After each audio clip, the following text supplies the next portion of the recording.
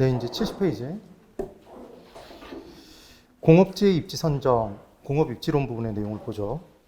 이 부분은 뭘 기억하시면 된다는 얘기를 했었냐면, 공장주가 공장을 차려서 영위하는 목적은 이윤 극대화를 추구하는 거죠, 여러분. 근데 이윤 극대화를 추구하기 위해서는 세 가지 방법론이 다르다는 얘기를 했었어요. 첫 번째, 비용을 최소화시키면 이윤 극대화를 추구할 수 있다고 얘기한 사람이 있었고, 그 다음 사람이 무슨 비용이야? 수요가 많은 곳에 위치해서 수입을 키워야 이윤 극대화가 달성되지. 그렇게 주장을 하니까 그 다음 사람은 싸우지 마. 비용이 적고 수요가 큰 곳, 그 격차가 제일 큰 곳에 들어서면 이윤 극대화를 달성할 수 있다. 이게 공업 입지론의 발전 과정이었죠, 여러분. 기억나세요? 그래서 비용 이론을 발표한 사람은 이름에 비읍자가 들어있다. 누구였다? 베버. 그 다음 수요 이론을 발표한 사람은 이름에 숫자로 끝난다. 슈가 들어있다. 레시 이렇게 얘기를 했던 거예요. 그 다음 이윤 극대화 이론을 주장한 사람은 이름에 중간에 이자가 들어있다. 아이사드, 그린넛 이런 식으로 얘기를 했었죠. 그게 기억나시면 됩니다. 그래서 이제 4번 공업지 입지 선정, 지금 70페이지 정확히 중간 보고 있어요. 공업지 입지 선정에 1번 공업지 입지 선정의 기준에 생산비와 수송비의 최소화라고 돼 있고 실은 이윤 극대화를 추구하는 거죠. 그 다음 괄호 2번에 공업지의 입지평가 요인이라고 해서 지역 요인과 개별 요인이 있는데 이 부분에서 그냥 8번 한 번만 체크 한번 해주실래요? 8번. 공업지역의 지역 요인에 그 박스에 지금 70페이지의 박스, 제일 밑에 박스에 둘로 쪼개져 있는데 왼쪽 부분에 제일 밑을 보시면 동그라미 8번이 있죠, 여러분. 그 동그라미 8번에다가 별표를 2개 치시고 거기다 뭐라고 적으시냐면 공통이라고 적어보실래요? 공통. 주거입지론, 상업입지론, 공업입지론에 전부 다 똑같이 들어가는 요인이 하나가 있어요. 그게 행정상의 조장 및 규제의 정도예요. 그러니까 우리나라 모든 토지는 공법상 제약이 있나요, 여러분? 모든 토지가 공법상 제약이 있다고 그랬죠. 그러니까 주거지든 상업지든 공업지든 따질 때 당연히 지역 요인에 뭘 따져봐야 된다? 규제의 정도. 행정상의 조장 규제의 정도를 당연히 판단해 봐야 되는 겁니다. 이게 공법상의 규제의 정도라고 나올 수도 있어요. 주의를 꼭 한번 해보세요. 얘는 모두 다 포함되는 공통적인 요인이 되더라. 그럼 당연히 규제의 정도가 많은 게 좋나요? 적은 게 좋나요? 적을수록 좋겠죠. 그 얘기입니다. 그 다음 71페이지 괄호 3번 공업입지론 동그라미 1번 전개 과정에 이제 내용이 있어요. 그래서 보시면 기억에 별표 하나 수송비가 농업입지 결정에 중요한 입지인자가 된다는 농업입지론. 농업입지론 동그라미 쳐보실까요? 이게 지난주에 공부한 누구였죠, 여러분? 모든 서양의 입지이론의 시초. 티넨의 고립국이론. 고립된 나라에서는 농사 짓고 살아야 된다, 제조업을 한다? 고립된 나라는 무역이 불가능하니까 제조업을 하면 TV 뜯어먹고 살아야 된다고 그랬죠? 그래서 농사 짓는다. 그래서 농업입지론이었습니다. 티넨의 고립국이론. 그래서 이 이론이 모든 서양의 이론에 영향을 끼쳤다. 입지이론에. 그래서 어떤 이론이 티넨의 고립국 이론에 영향을 끼쳤다 그러면 걔는 X. 티넨의 고립국 이론이 시초니까. 그렇게 꼭 기억을 해두세요. 그 다음 티넨의 고립국 이론에 어떤 이론은 영향을 받지 않았다 그래도 걔는 X. 다 영향을 끼친 겁니다. 그 다음 니은 별표 하나 치시고 공급 측면, 수요 측면, 수요와 공급의 통합이론. 이제 금방 제가 설명드린 내용이죠. 비용을 주장했더니 그 다음 수요를 주장했더니 그 다음 싸우지만 비용과 수요의 격차가 제일 큰 곳에 위치하는 게 좋다. 그 얘기입니다. 그래서 공급 측면에 얘 비용이죠, 여러분. 그래서 베버의 비읍의 동그라미, 최소 비용의 비읍 동그라미, 비읍. 그 다음 심지어 팔랜더의 배달 가격 이론도 비읍이 들어있죠. 지금 무슨 얘기인지 이해를 하셔야 돼요. 그 다음 수요 측면에서는 수요가 많은 곳에 위치하는 게 좋다 돼 있는데 레슈네요. 레시. 쉬의 동그라미 그리고 최대 수요 이론의 수의 동그라미. 수요와 공급 통합 이론에 그린넛, 스미스, 그 다음 아이사드 이렇게 돼 있죠. 그 부분에다가 하나 적어 놓으실래요? 수요와 공급 통합 이론에 이윤 극대화 이론이라고 적어보세요. 이윤 극대화 이론. 그래서 2의 동그라미 치시고 아이사드에 2의 동그라미 치시면 됩니다. 그 부분까지. 그 다음 동그라미 2번 공급 측면의 공업 입지론에 기억의 별표를 2개 치세요. 시험에 제일 많이 나오는 공업 입지론은 그냥 거의 대부분 다 베버의 최소 비용 이론입니다. 그래서 베버의 최소 비용 이론은 A. 개념. 다른 생산 조건이 동일하다면 생산과 판매에 있어서 최소 수송비가 드는 지점에서 공업 입지가 결정된다는 이론이 된다. 최소 수송비 동그라미 치시고 기본은 그렇단 얘기예요. 그런데 이때 중요한 건 수송비만 따지는 게 아니었죠. 수송비도 따지고 노동비도 따지고 직접 이익 등도 따진다. 그 내용이었습니다. 그래서 전제 조건이 있는데 전제 조건 부분까지 기억하실 필요는 없고 C. 산업입지의 영향 요소의 별표 2. 첫 번째 수송비에다가 별표를 2개 치세요. 그래서 이 수송비는 크게 2가지 수송비가 있다는 얘기를 했었어요, 여러분. 공장에서 무언가를 만들기 위해서는 원료를 원료 산지로부터 날려야 되죠. 네. 그리고 공장에서 물건을, 제품을 만들었으면 그 제품을 시장까지 날려야 되죠. 그래서 크게 수송비는 원료 수송비와 제품 수송비 2가지가 있더라. 그 둘을 더해서 수송비가 최소가 되는 지점이 최소 수송비 지점 이었습니다. 중요한 포인트. 똑같은 거리를 이동시키더라도 크고 무거운 것을 이동시키는 데 들어가는 비용이 많이 들죠. 그래서 우리는 무게만 따져서 무게를 다른 표현을 쓰자면 중량. 그래서 원료 중량과 제품 중량을 비교해서 무거운 쪽에 위치시키면 상대적으로 가벼운 걸 먼 거리를 이동시키면 되니까 비용을 줄일 수 있다, 수송비를. 이 이론이었죠. 그래서 어느 쪽에 위치한다, 공장은? 무거운 쪽에. 그래서 원료가 무거우면 어디에 위치하고? 원료 산지, 원료 지향형. 제품이 무거우면? 이거 제품 지향형이라고 하면 안 된다고 그랬어요. 시장 지향형. 이 내용까지만 정확히 기억해 두시면 됩니다. 그런데 주의해 두실 게 있었죠? 잠깐만 여기 보실까요? 원료의 종류가 크게 2가지가 있었습니다. 원료의 종류가. 공장에서 사용하는 원료는. 그 지역에 국한돼서 존재하는 원료. 모든 지역에 있는 게 아니라 어떤 한 지역에 국한돼서 거기서만 생산이 돼요. 그래서 예를 들어 석회석은 우리나라의 강원도 지역 어느 쪽을 가면 거기서만 생산이 되잖아요. 그렇죠? 이런 게 바로 뭐죠? 국지 원료. 또는 장소가 편향돼 있다 그래서 얘를 편재 원료라는 표현을 쓰기도 합니다. 편향돼서 존재한다. 지금 그 얘기인 거죠. 이 원료. 그리고 물 등은 어디 가나 다 있죠, 여러분? 우리나라에 물이 아예 없는 곳은 없죠. 그래서 어느 지역에나 다 얻을 수 있는 원료를, 어느 지역에서나 다 얻을 수 있는 원료를 보편 원료라고 얘기를 합니다. 그럼 보편 원료는 공장이 위치가 되면 그 위치에서 바로 얻을 수 있으니까 수송비가 들어갈까요? 이게 수송비 안 들어가죠. 그러니까 당연히 보편 원료는 따진다, 따지지 않는다? 따지지 않고 우리는 여기서 무슨 원료만 따진다? 국지 원료, 편재 원료만 따진다는 걸 기억해 두시면 돼요. 그래서 얘랑 무엇을 비교하죠, 여러분? 제품 무게를 비교하는 거죠.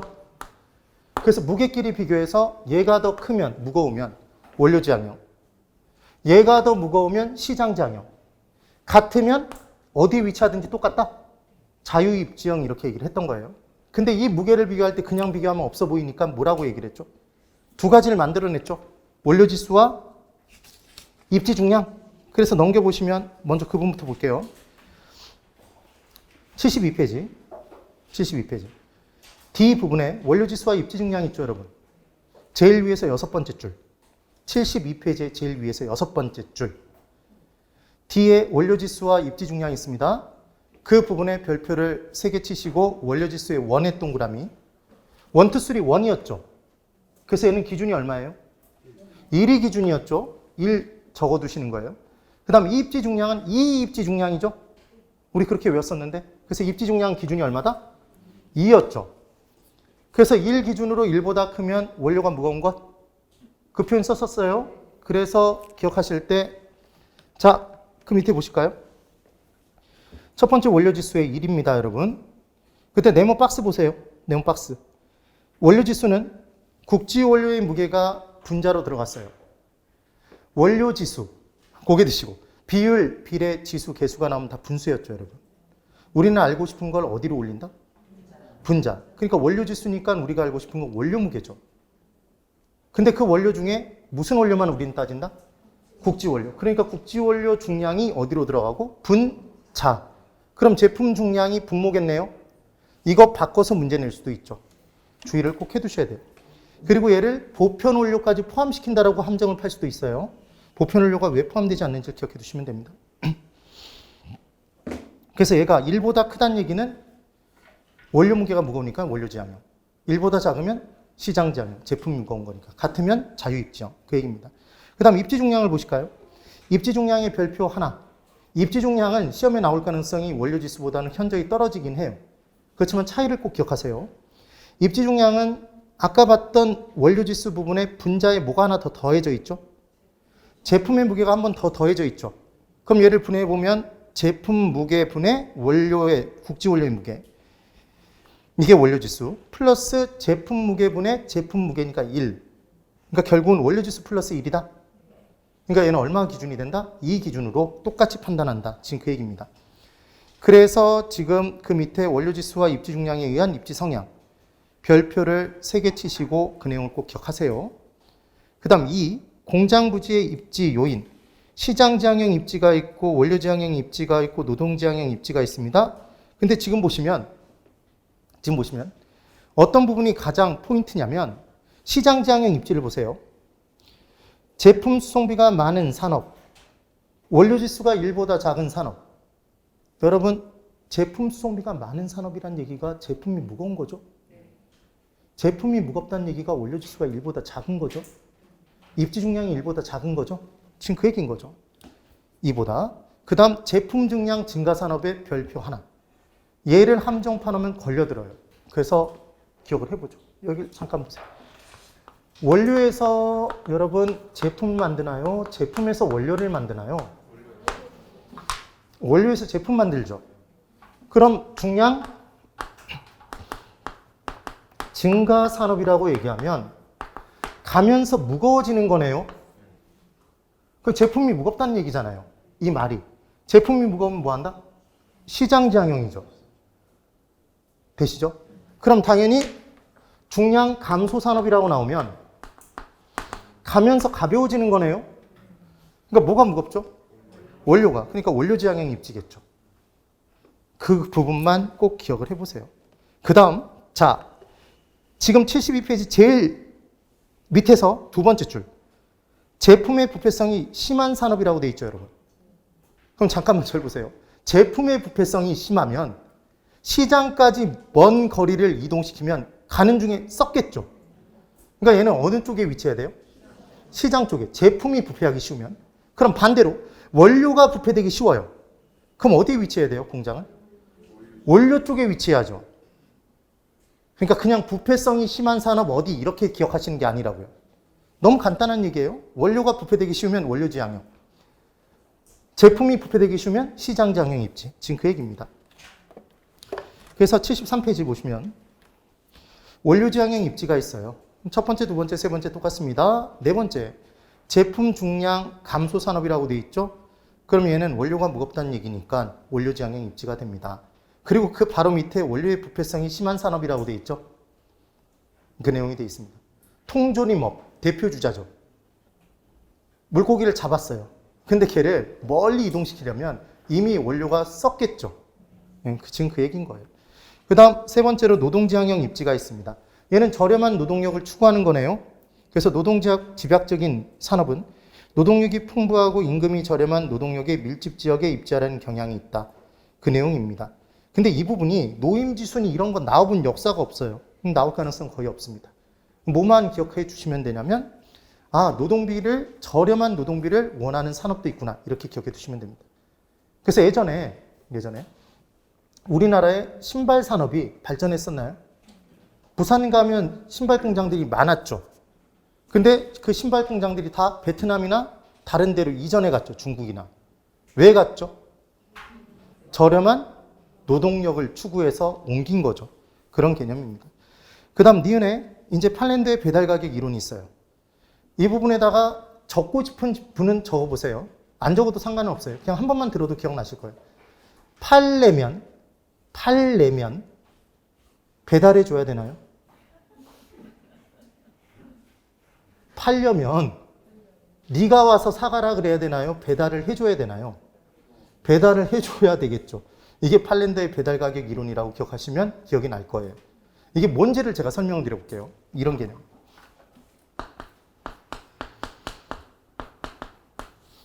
치킨집이 하나가 있습니다. 치킨집. A라는 치킨집이 있어요.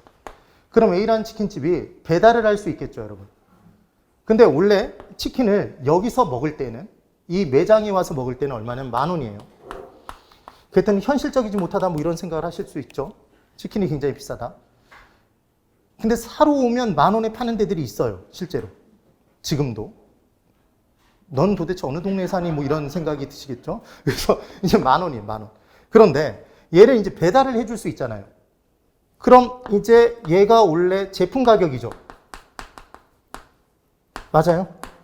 제품 가격이 10,000원입니다. 근데 배달을 해주기 위해서는 배달비가 포함되죠, 여러분? 그래서 배달비가 얼마냐면 오토바이로 이제 다녀서 이제 배달비가 3,000원 범위 내에서 가능하대요.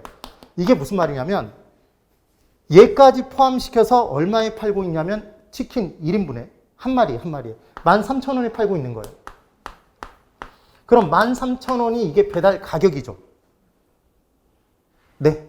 그럼 배달 가격이 이제 13,000원이 돼서 우리가 치킨을 딱 시켜보면, 전화를 해보면 거기는 배달이 안 되는데요, 이런 얘기 예전에 들어보셨잖아요. 아, 요즘은 거리가 멀면 배달비를 별도로 더 받죠. 근데 예전에는 아예 배달이 불가했다고요. 왜냐하면 이 금액에 못 가니까. 이해가 되세요? 그럼 운송수단이 확대돼서 뭔가 교통이 발달돼서 똑같은 거리를 이동하는데 이 배달비를 낮출 수만 있다면 배달 가능 지역은 더 넓어지겠네요? 맞아요? 그 다음 생산 기술이 발달해서 제품 가격을 낮출 수만 있다면 똑같은 이 금액에 더 갈 수 있는 지역이 넓어지겠죠. 이런 게 바로 뭐다? 배달 가격 이론이에요. 누구라는 사람이 주장을 했다? 어떤 사람이? 팔랜더. 그래서 기억하는 방법은 뭘 기억하면 된다? 팔려면 배달을 해줘야 된다. 그래서 B부분을 보시면 B부분. 배달 가격이란 기업의 생산비에 소비시장까지의 제품 수송비를 합한 가격을 말한다. 뭘 의미하는지만 아시면 됩니다. 생산비 동그라미, 제품 수송비 동그라미. 그 다음 디귿. 수요 측면에 공업 입지론이 있었어요. 레슈의 최대 수요 이론이죠. 그 부분엔 별표 하나. 수요콘이 있었다는 게 기억나시면 돼요. 그래서 A가, 자, 베버가 뭐만 가지고 주장을 죽어라고 했죠? 생산비만. 생산비? 잠깐. 지금 정신줄을 놓고 뒤로 그냥 와버렸네요. 아까 72페이지 보고 71페이지 다시 71페이지. 저를 용서하십시오. 71페이지에 베버의 최소 비용 이론에 수송비 부분에 초점을 맞춰서 설명을 드리다 보니 노동비 직접이익 부분에서 나올 수 있는 부분을 그냥 점핑했죠. 그래서 수송비 부분이 뭔지를 설명을 드렸고 먼저. 그 다음 두 번째. 얘가 이렇게 됐던 그림이 좀 기억이 나시면 돼요. 이게 최소 수송비 지점이었습니다. 시험 나올 수 있는 부분만. 얘를 뽑아놓고 이제 하나씩 원을 그려놓고 이 원이 10원만큼씩 수송비가 증가하는 지점이래요. 그래서 우리가 높이가 같은 지점을 연결한 선이 등고선이었죠. 기압이 같은 지점을 연결한 게 등앞선. 그럼 수송비가 같은 지점을 연결한 선은 등수송비선이 된 겁니다. 여기까지는 되셨죠? 그래서 이때 이 최소 수송비 지점에서 이게 A 지점인데 B 지점으로 이동이 되는 거예요. B 지점으로. 이렇게 옮기면 노동비가 낮아진대요. 노동비 절감이 이루어진답니다. 얼마만큼 이루어지냐면 노동비가 얘가 20원만큼 절감된대요. 그래 놓고 이때 공장은 무조건 A 지점에서 B 지점으로 이전해야 된다. 이렇게 문제를 낸다고요. 그럼 이 문제를 딱 보자마자 텍스트로 적혀서 문제가 나온 건 노동비가 20원 절감된다고 얘기했으니까 비용 절감을 위해서 옮겨야 될 것 같잖아요. 근데 여기에 그림으로 그려진 이 내용에서 보면 최소 수송비 지점에서 원을 2개 지나가나요? 그럼 수송비가 얼마만큼 증가해요? 20원 증가한 거죠. 그럼 어차피 쌤 또이또인가요? 옮기나 마나잖아요. 그럼 반드시 옮겨야 된다. 그러면 틀린 문장이 되겠죠. 그런데 여기에 하나를 덧붙여서 뭐라고 문제가 나오냐면 직접 이익을 10원만큼 누릴 수 있게 된다. 단위 생산량, 당 10원만큼 증가가 된다. 이렇게 나오면 옮길까요? 옮기지 않을까요? 지금 무슨 말씀을 드린 거냐면 첫 번째는 최소 수송비 지점을 아까 원료지수 그리고 입지 중량 등을 이용해서 개념 등을 이용해서 찾아낸 거예요. 얘를. 그리고 봤더니 각각 운송비가 수송비가 똑같은 지점들이 있는 거죠. 10원, 20원, 30원. 그래서 만약에 수송비를 절감할 수 있다면 지금 노동비를 절감할 수 있다면 수송비 증가분보다 노동비 절감분이 만약에 얘가 더 크다면 얘가 30원이에요. 그럼 이때는 옮기겠죠. 근데 지금은 같았기 때문에 옮길 필요가 없다고 얘기했죠. 그런데 직접 이익을 만약에 누릴 수 있다면 옮길까요? 옮기겠죠. 그러니까 배버의 최소 비용 이론에서 배버는 수송비만 주장했다 그러면 걔는 X죠. 왜냐하면 얘들도 따졌잖아요. 네, 가장 강조한 건 뭐다? 수송비죠. 다시 질문. 셋 다 가장 작은 지점이 좋다 그러면 X죠. 지금 세 가지. 수송비, 노동비, 직접 이익을 따졌는데 얘는 말 그대로 이익이잖아요, 여러분. 이익은 큰 게 좋아요? 작은 게 좋아요? 얘 큰 게 좋죠. 그런데 셋 다 최소 지점이 유리하다 그렇게 문제를 냈다고요. 그게 틀린 문장의 정답이었다고. 틀린 문제의 정답. 얘는 큰 게 좋죠? 주의를 해두시면 돼요. 그 정도만 기억해 두시면 됩니다. 그래서 72페이지 집정력 제일 위에 집정력 그 부분에 뭐라고 적어 놓으시냐면 직접 이익이라고 적어 놓으실래요? 직접 이익. 그 밑에 있죠? 직접의 이익이라고. 그리고 얘는 클수록 좋다, 작을수록 좋다? 이익이니까 클수록 좋다. 셋 다 최소가 되는 지점이 좋다 그러면 걔는 X예요. 근데 이 문장이 뭐가 다른지 보세요, 여러분.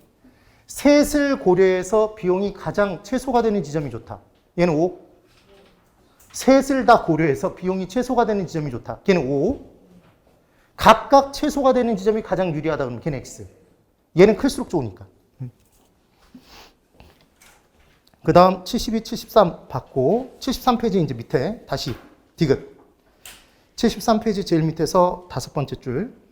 수요 측면의 공업입지론 내수의 최대 수요 이론에 지금 배버가 계속 뭐만 갖고 얘기했죠? 기본적으로 비용만 갖고 얘기를 했죠.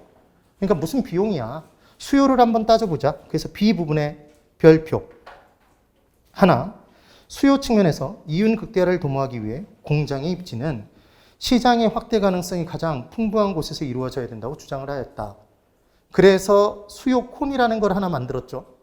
그 수요콘의 동그라미 별표 하나. 중요한 것. 이 수요콘에는 뭐만 있나요, 여러분? 수요콘에는 뭐만 있다? 수요만. 누군가 무언가를 부담해야 된다면 그 부담은 수요자가 하겠다, 공급자가 한다? 수요자. 어떻게 하셨어요?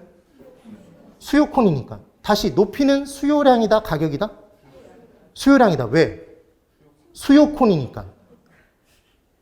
그게 핵심이라고요. 왜냐하면 자, 이렇게 설명드렸죠. 이렇게 그리면 콘인지 다 안다?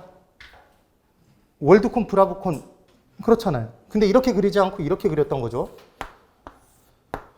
그래서 시장의 중심이었고 이 중심에서의 높이가 시장에서의 수요량이었고 중심에서 멀어질수록 수요량이 점점 늘더라 줄더라? 줄죠. 왜 줄죠, 여러분? 왜 제주도 산지에서 귤 수요량이 많다가 점점 외곽으로 갈수록 왜 귤 수요량이 줄죠? 외곽으로 가려면 수송비가 포함되죠. 귤의 가격이 올라가잖아요. 그러니까 가격이 올라가니까 결국 수요자의 부담이 커지니까 수요자는 수요량을 줄이는 거죠. 그래서 수요량이 0이 되는 지점이 마지막 지점이 되겠죠. 그럼 이 밑면적은 시장의 범위고 이 높이들을 다 합치면 총 수요량이죠. 그러니까 수요콘에는 뭐만 있다? 뭐만 있다? 수요만. 그럼 지금 중심에서 멀어짐에 따라 발생하는 수송비는, 운송비는 수요자가 부담하는 것이다? 공급자가 부담한다? 수요자. 수요자인지 어떻게 알았다?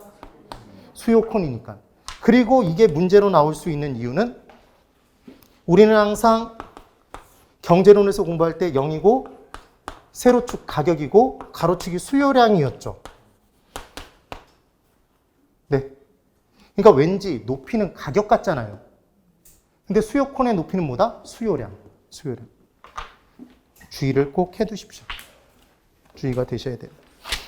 그래서 지금 수요권의 높이는 수요량, 밑면적은 시장의 범위를 말한다. 그게 뭘 의미하는지를 이해해 두시면 돼요. 됐네요. 그 다음 이제 74페이지 내용을 보기 전에 간단한 정리. 저를 보실까요? 우리가 지금 입지이론 부분의 내용을 했어요. 입지이론 했죠, 여러분? 입지이론. 그래서 입지이론 공부를 할 때 중요한 내용들이 딱 기억이 나나 보세요. 주거입지론, 상업입지론, 공업입지론 이렇게 공부를 했던 겁니다. 맞죠? 주거입지론에서는 제가 딱 하나만 기억하시면 된다고 그랬는데 어디 살아는 누가 정해준다? 어디 살아라고는 누가 정해준다? 교주가. 교주는 어디에서 힘이 세다? 교외에서. 교회에서 힘이 세다고 그랬죠? 이 외자가 바깥 외자였죠? 그래서 한계 교통비용 곡선이 0이 되는 지점이 더 바깥쪽에 위치할 때 한계 교통비용과 한계 주거비용이 같아지는 점이 비용 극소화 지점으로 주거입지가 된다? 최적 주거입지? 이 내용이었던 겁니다. 기억 꼭 하셔야 돼요. 중요한 것. 외곽으로 빠져나가면 도심에서 외곽으로 빠져나갈수록 주거비용은 증가하고 감소하고 감소하는 주거비용이고 외곽으로 빠져나갈수록 교통비용은 증가하는 교통비용이죠. 그때 단위당 추가로가 나오면 걔는 무조건 한계였죠. 여기서 한계라는 개념이 처음 나왔다는 걸 기억해 주셔야 돼요. 그래서 외곽으로 빠져나감에 따라 추가로 감소하는 주거비용이 더 크다면 얘는 비용의 감소를 위해 외곽으로 빠져나가고 외곽으로 빠져나감에 따라 추가로 증가하는 교통비용이 더 크면 얘는 도심으로 들어온다. 그래서 왔다 갔다만 하니까 얘가 같은 지점에 멈춰선다. 그게 최적 주거입지였죠. 이렇게 얘기를 했던 거예요. 그 다음 상업입지론 부분에서 중요한 건 여러 가지 이론이 있었는데 중력 모델로 그냥 세 가지를 묶어버릴 수 있다고 그랬죠. 레일리, 컨버스, 허프. 확률 모델 누구? 히읗 확률 모델. 레일리는 철도 레일. 두 도시 사이에서만 여러 도시? 두 도시. 그런 내용들이 기억나시면 끝나는 겁니다. 됐죠? 그 다음 집자가 들어간 세 가지 구분하는 거 있었어요. 한 곳에 몰리는 게 뭐였고? 집재. 한 곳. 집재. 배우제 중심지. 집심. 집배라고 대답하시면 안 돼요. 배우제 중심지는 집심성 점포. 읍내에 몰리는 건 국부적 집중성 점포라고 얘기했죠? 그런 내용이 기억나시면 됩니다. 얼굴 크기가 넓고 크면 한가운데로 몰리고 퍼지고 넓고 크면 얼굴 크기가 넓고 큰데 한가운데로 눈, 코, 입이 몰려있으면 얼마나 허해요. 분산입지고 좁고 작으면 몰리고 집심성 점포고 그렇게 얘기를 했던 거예요. 그게 피터의 공간균배 원리. 크리스탈로의 중심지 이론, 중심지가 하나일 때는 1, 2, 3, 원 모양, 다수일 때는 정육각형, 고차, 중차, 저차 나눴던 내용 기억나셔야 돼요. 그 다음 상품의 종류 공부했죠. 편의품, 선매품, 전문품. 제가 질문 드리면 대답해 보세요. 가장 비싼 거. 전문품, 비교 선택하는 것. 선매품, 편의품점에서 파는 것. 편의품, 이익이 가장 많이 남는 것. 전문품, 전문품 하나 팔면 셔터 내려도 된다고 그랬죠. 우유 하나 팔고 셔터 내리면 망한다고 그랬죠. 당연한 얘기예요. 구매 빈도수가 더 높은 건 편의품이죠. 우유 한 번 먹고 한 달 지난 다음에 우유 한 번 사 먹고 그러지 않잖아요. 네. 매장 면적을 더 넓게 적용하는 건 전문품점이죠. 그런 개념을 잡아두시면 됩니다. 그 다음 공업입지론에서는 비용이론, 수요이론, 두 개를 합친 이론. 비용, 수요, 통합이론. 이렇게 세 가지로 쪼개졌다는 거예요. 배번은 무슨 이론? 비용이론. 레슈는 수요이론. 수요콘, 공급콘. 수요콘. 수요콘에는 수요만 누가 부담? 수요자가 부담. 높이는 뭐? 수요량. 기억해 두시면 돼요. 간단하잖아요. 그렇네요. 너는 간단하겠지만 나는 굉장히 어려웠다 그러시면 안 돼요. 네. 그 다음 74페이지에 이것도 원래는 여기서 잘라서 가야 되는데 연결을 시켜보죠. 그냥. 부동산 정책론 내용을 들어볼게요. 여러분 처음 출발은 이겁니다. 자, 여기서부터 출발해요. 제가 항상 무슨 말씀을 드렸냐면 경제론을 잘하면 정책론을 잘할 수 있다는 말씀을 드렸어요. 반대로 얘기하면 경제론을 잘 못하면 정책론을 이해하기가 매우 어렵다고 그랬죠. 그럼 첫 번째 질문. 시장은 누가 만나는 곳이었죠? 수요와 공급. 제가 얘기하는 시장이 무슨 시장인지 대답해 보세요. 아무런 문제도 없는 시장. 가장 이상적인 시장. 학문상으로만 존재하는 시장은 완전 경쟁 시장. 걔는 완전한 시장이죠, 여러분. 그래서 걔는 상상 속에서만 가능한 시장이라고 그랬어요. 그럼 완전 경쟁 시장에서는 완전한 정보의 공유가 이루어져 있나요? 누구는 정보가 있고 누구는 정보가 없으면 완전한 경쟁이라고 부르기 어렵잖아요. 그럼 완전한 정보의 공유가 이루어졌으니까 아무리 유용한 정보에도 너도 알고 나도 알고 다 같이 알고 있으면 정보의 경제적 가치는 빵. 정보 가치 빵이었죠. 그럼 정보 가치가 빵이면 정보의 경제적 가치가 빵이면 돈을 지불하고 그 정보를 사는 사람이 있다? 없다. 그러니까 정보 비용도 반드시 빵. 그러면 정보 비용을 지불한 이후에 최종적인 초과 이유는 반드시 빵. 그럼 반드시 몰린다, 몰리지 않는다, 그 정보에? 그 정보, 그 부동산에 돈이 몰릴 일이 없죠. 투기가 발생하지 않죠. 할당이, 배분이 효율적이다, 비효율적이다? 반드시 효율적이죠. 예, 그게 할당 효율적 시장이었잖아요. 완전 경쟁 시장. 그래서 완전 경쟁 시장은 반드시 할당 효율적 시장이었죠. 그런데 불안당 기억나세요? 불안전 경쟁 시장도 불안전해서 누구는 정보가 있고 누구는 정보가 없어서 정보의 차이가 있어서 정보 가치가 있더라도 그 정보 가치만큼을 정보 비용으로 지불하게 만들어버리면 포기하는 것과 똑같이 만들어버리면 얻는 것과 포기하는 걸 똑같이 만들어버리면 몰린다, 몰리지 않는다? 몰리지 않고 최종적인 초과이윤이 빵이 됨에 따라 할당이 효율적인 시장은 될 수 있다. 그래서 제가 부동산 시장에서 어떤 문제가 나오면 그 문제의 원인은 다 어디에서 찾는데? 불안전한 데서 찾는데.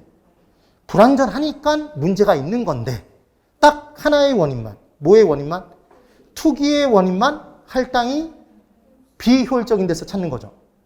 아니, 투기가 몰린다였죠, 여러분?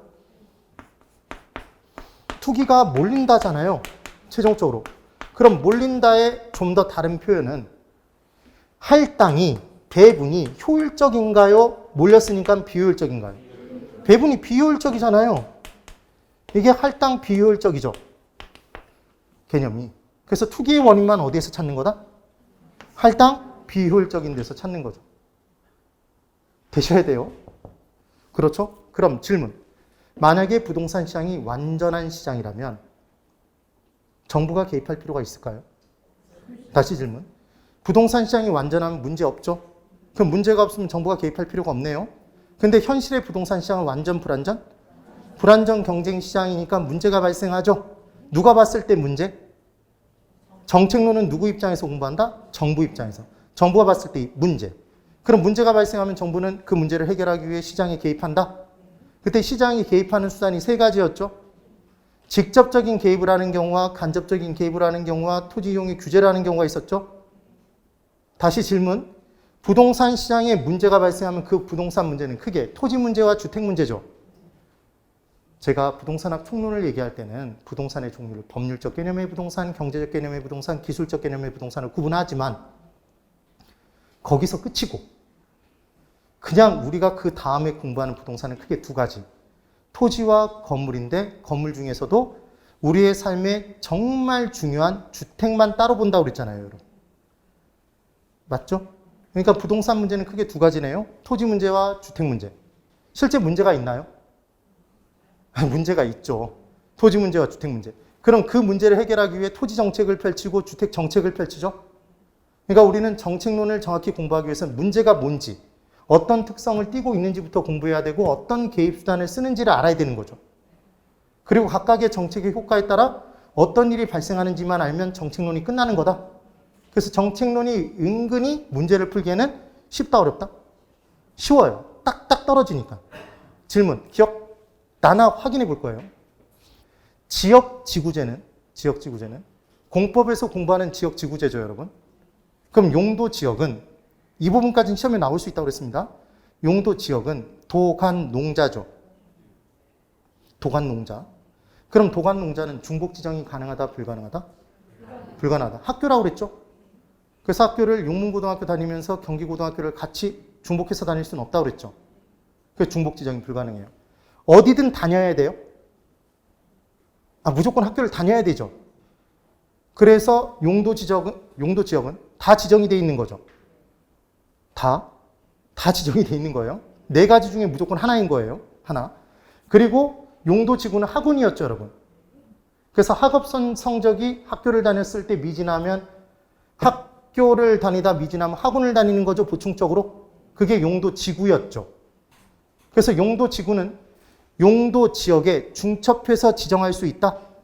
위에 쌓아 올려서 지정할 수 있다고 그랬어요. 그 다음 용도 지구는 학군이니까 영어 학원도 두 개를 동시에 다닐 수 있나요?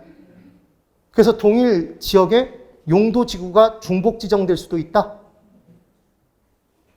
용도 지구는 그 얘기를 했었잖아요. 그럼 이제 중요한 건 지역지구제를 실시하지 않으면 주택이 있는 지역에 공장이 들어설 수도 있죠. 그럼 정후외비효과, 부의외비효과? 부의외비효과. 이용의 효율성 떨어진다? 그럼 이 좁은 땅덩어리에 주택 지었는데 공장 따라 들어가서 더 이상 짓지 않고 쾌적성이 떨어져서 또 다른 지역에 주택 지었더니 또 따라 들어오고 주공이 왔다 갔다 따라 들어오면 나만 하는 토지가 없으니까 이 지역은 주거 전용 지역으로만 이용해라. 이게 바로 지역지구제의 기본적인 개념이었죠. 맞아요? 그럼 지역지구제는 정후외비효과를 제거하는 게 목적이다. X. 뭐를 제거하는 거다? 부의외비효과. 부의외비효과를 제거해서 이용의 효율성을 추구한다. 이용의 형평성. 자, 지역지구제가 이용의 형평성이 근본적으로 아닌 이유. 도간농자로 지정이 되면 도시지역으로 지정된 사람은 좋아하겠죠. 땅값이 올라가니까. 물론 그 안에서도 주거지역, 상업지역, 공업지역, 녹지지역이 다르겠지만 자연환경 보전지역으로 묶이면 침통하죠, 분위기. 그러니까 이용의 형평성은 높아진다, 떨어진다? 떨어지는 거고 부의외비효과 제거에 따라 이용의 효율성이 높아지죠. 그럼 이용의 효율성이 높아지면 지가는 상승해요, 하락해요? 이용의 효율성이 높아지면 지가 상승이 초래되겠죠. 그러니까 지가 안정을 도모하는 정책이 아니네요. 기억이 꼭 나셔야 됩니다. 질문. 이걸 하기 위해서 들어온 거예요. 지역지구제를 실시하면 초과 이윤을 누리는 사람은 사후적 독점자다. O다 X다? X죠. 어떻게 기억하시라고 그랬어요? 지역지구제 실시의 경우 문제가 되는 건 사전이다, 사후다? 사전적 독점자가 초과 이윤 누리는 거였죠, 여러분? 또 다른 문제의 시작이었죠? 이거 어떻게 외웠죠? 지읒지읒 이렇게 기억하시라고 그랬죠? 이런 게 기억나느냐? 지금 이걸 테스트하는 거예요. 됐죠? 또 하나. 선분양, 후분양이 있었죠, 여러분? 그럼 둘 중에 뭐가 정답인지 대답해 보세요. 주택을 짓기 전 먼저 분양하는 건? 선분양이죠. 실제 주택을 지은 후 분양하는 건? 후분양이죠. 그런데 이걸 헷갈려 한다고요, 문제를 내면. 대단하죠. 그러면 실제 주택을 짓기 전에 분양하면 어떻게 짓겠다라는 모델하우스가 필요하다, 필요하지 않다? 필요하다. 견본주택 필요하죠? 그럼 견본주택에서 봤던 게 실제 주택과 다른 경우가 비일비재한 거죠. 거의 대부분이라고 보면 되죠. 그래서 실제 주택과 견본주택 사이의 차이에서 오는 분쟁의 소지가 큰 게 선분양, 후분양? 선분양 제도가 된다. 그럼 선분양 제도에서는 먼저 분양했고 분양대금 받아서 짓죠. 이런 게 가뿐하게 이해가 되면 이게 다 이해가 된 거라고요. 그럼 건설자금을 사실상 분양대금을 낸 누가 지불하는 거다? 수요자가 부담하는 거다. 그럼 건설자금 이자도 누가 부담하는 거다? 실질적으로 수요자가. 그럼 공급자는 시공 능력만 갖추고 있으면 건설자금이 없어도 공급에 뛰어들 수 있어서 시장의 유효 공급이 증가하는 거다? 감소하는 거다? 증가하는 게 주택 선분양 제도였죠. 그럼 주택 선분양 제도에 의할 때는 시점이 두 개가 나오나요? 시점이 두 개가 나오죠. 분양 시점과 준공 시점이 같아요, 달라요? 이게 다르죠. 그럼 이때 당연히 주택가격이 상승되는 시기라면 얘가 올라가겠네요. 2021년도에 선분양 받았다, 2023년도에 다 지었다 그러면 얘 가격 올라가겠죠. 그러니까 먼저 사는 거죠. 그런데 만약에 주택가격이 떨어지고 있는 시기라면 선분양 받을 사람이 있겠다? 없겠죠. 그럼 우리나라에서 주택 선분양 제도가 실제로 많이 쓰였던 이유는, 지금 현재도 쓰이고 있는 이유는 주택가격이 계속해서 뭐 했기 때문이다? 상승했기 때문에 가능했던 것이다. 그럼 이 차익을 누리고자 들어가는 사람이 발생? 걔를 뭐라고 했다? 투기수요. 그럼 실수요자의 투기수요자까지 겹쳐지니까 줄을 서 시효해야 될까요? 실제로 줄을 서시오 그러면 안 되니까 분양 자격을 정확하게 가리기 위해서 청약, 예금 등의 중요성이 강조되는 게 선분양제도. 그럼 얘 차익을 누리고 떠나는 걸 막기 위해 전매금지 조치. 이런 개념이 쭉쭉쭉 타고 들어가면 되는 거죠. 다 했던 거예요, 정말. 그런 내용들이 딱 기억나시면 정리가 된 겁니다. 하나 더. 수요자, 공급자 역할을 정부가 직접 하면, 자, 시장은, 그러니까 머릿속에 뭐가 기억이 나야 되냐면, 시장은 무엇과 무엇이 있죠, 여러분? 수요와 공급이 있죠. 그럼 시장에 어떤 문제가 발생했다는 얘기는 수요자가 제 역할을 제대로 못하거나 공급자가 제 역할을 제대로 못하는 거죠. 그래서 정부가 너 잠깐 빠져봐. 그래서 직접 수요자나 공급자의 역할을 하는 것. 걔가 무슨 개입? 직접적 개입. 시장의 중요한 요소 중에 가격도 있나요? 가격을 직접 건들면 분양가 상한제 등. 그러면 직접적 개입이죠. 이 셋을 건들면 직접적 개입이라고. 그런데 이때 역할을 제대로 못하는 사람은 돈이 없거나 정보가 부족한 거죠. 그래서 기존의 수요자, 공급자에게 돈 또는 정보를 대줘서 제 역할을 담당하도록 해서 시장의 문제를 해결하려고 하는 건 정부가 직접적으로 수요자, 공급자 역할을 하고 가격을 건든 건가요? 간접적인 개입을 한 건가요? 간접적 개입이죠. 그래서 돈과 관련된 내용, 세금, 보조금, 부담금, 금이 딱 뜨면 뭐다? 간접적 개입. 이런 게 문제 푸는 요령이죠. 이게 다 포인트잖아요. 다시 질문. 여러분, 임대주택 공급은 임대인이에요? 임차인이에요? 공급. 임대인이 하죠. 그럼 임대인은 이익이 클 때 공급을 하나요? 맞죠? 그럼 정부가 끼어들어서 임대료를 얼마밖에 못 받도록 규제를 해버리면 임대인은 좋아해요, 싫어해요? 싫어하죠. 그럼 최종적으로 공급량을 늘려요, 줄여요? 줄이죠. 그게 문제의 포인트예요. 근데 이 생각을 못하면 뭘 함정파면 걸려드냐면 임대료 규제의 경우에 장기적으로는 주택 공급량이 증가한다 그러면 걔를 맞다고 막 체크를 한다고요. 임대료 규제를 하면 임대인이 좋아한다, 싫어한다? 싫어하니까 공급량을 줄인다. 지금 그게 포인트라고요. 분양가 규제를 하면 아파트 건설업체가 좋아한다, 싫어한다? 싫어하니까 공급량을 늘린다, 줄인다? 줄인다. 지금 그 얘기예요. 다시 질문. 시장에 정부가 나서서 공공임대주택을 지가 직접 지어서 공급하면 시장에 있던 사적시장의 임대주택 공급자들이 좋아할까요, 싫어할까요? 싫어해요. 왜냐하면 전체 공급량이 증가해서 임대료가 떨어지니까. 이익이 주니까. 정상인도 못 누리니까. 그러니까 장기적으로는 임대료 회복시키기 위해 임대주택 공급량을 줄이겠죠. 그게 포인트라고요. 그럼 임대료 보조를 받으면 좋아할까요? 자, 휴대폰 보조금, 기기 보조금을 대줬을 때는, 지급해 줄 때는 좋아했나요? 휴대폰 업체들이 좋아했죠. 그럼 공급량을 늘렸어요, 줄였어요? 늘렸죠. 그러니까 임대료 보조가 이루어지면 임대인 좋아해서 싫어해서? 좋아하니까 최종적으로 공급량은 증가하죠. 그게 포인트라고요. 그런 걸 모르면 정책론이 너무 어렵게 느껴지는 건데 너무나 일반적인 얘기잖아요. 이런 내용들을 가지고 정리를 하는 게 정책론의 기본입니다. 10분 쉬고 이제 정리를 우리 지금 핵심 요약집으로 쭉 한번 정리를 해볼게요. 10분 쉽니다.